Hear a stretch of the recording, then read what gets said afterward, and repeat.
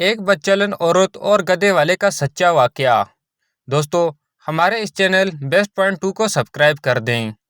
بنی اسرائیل کے ہاں ایک پہاڑ تھا جسے وہ بڑی عظمت والا سمجھتے تھے اور اس کی بڑی تکریم کرتے تھے، اور اگر کسی بات کا فیصلہ کرتے وقت قسم کھانے کی نوبت آتی تو اس پہاڑ پر چڑھ کر قسم کھاتے اور اسے وہ سچا سمجھ لیتے۔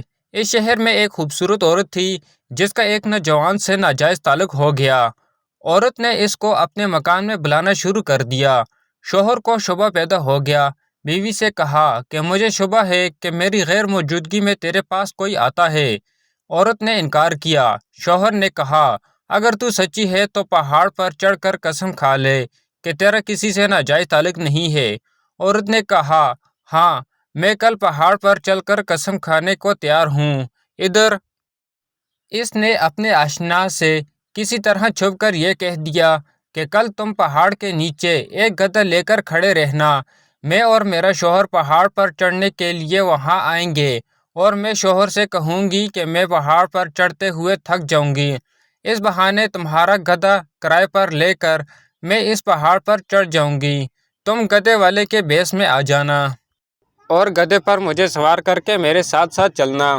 چنانچہ جب دوسرے روز میاں بیوی پہاڑ پر چڑھنے کے لیے گھر سے نکلے اور چلتے چلتے پہاڑ کے قریب پہنچے تو وہاں اس عورت کا آشنا گدھے والے کے بھیس میں گدھا لے کر کھڑا تھا۔ عورت نے شوہر سے کہا کہ چلتے چلتے میں تھک گئی ہوں، مجھے یہ گدھا کرائے پر سواری کے لیے دو۔ شوہر نے گدھے والے سے کرایہ مقرر کیا اور بیوی کو گدھے پر سوار کر کے تینوں پہاڑ پر چڑھنے لگے۔ جب وہ جگہ آئی جہاں لوگ قسمیں کھاتے تھے تو اس مکار عورت نے اپنے آپ کو گدھے سے نیچے گرا دیا اور اس کے گرنے میں اپنی رانیں وغیرہ قابل ستر بدن بھی ننگا کر دیا اور اسی صورت پیدا کر کے دکھائی کہ شوہر نے سمجھا کہ گدھے سے اتفاقاً گر گئی اور گرتے وقت اتفاقاً ننگی ہو گئی۔ وہ جھٹ اٹھی اور اپنا لباس درست کر کے پہاڑ کے قسم کھانے والی جگہ پر کھڑی ہو کر کہنے لگی، میں قسم کھاتی ہوں کہ میرے ننگے جسم کو آج تک تمہارے سوا اور اس گدھے والے کے سوا اور کسی نے نہیں دیکھا۔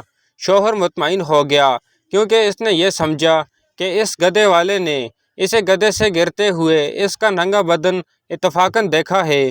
تو دیکھا آپ نے، عورت جب مکر و فریب پر آ جائے تو ایسی چالاکیاں دکھا کر شوہر کو بیوقوف بنا دیتی ہے، لیکن یہ پتہ نہیں کہ آج یہ گناہ کسی مکر و فریب سے چھپا بھی لیا اور کسی کو پتہ نہ بھی چلا تو کل قیامت میں یہ بات نہیں چھپے گی، اس لیے کہ اللہ کو سب کچھ معلوم ہے۔ اللہ سے کوئی کام چھپا ہوا نہیں۔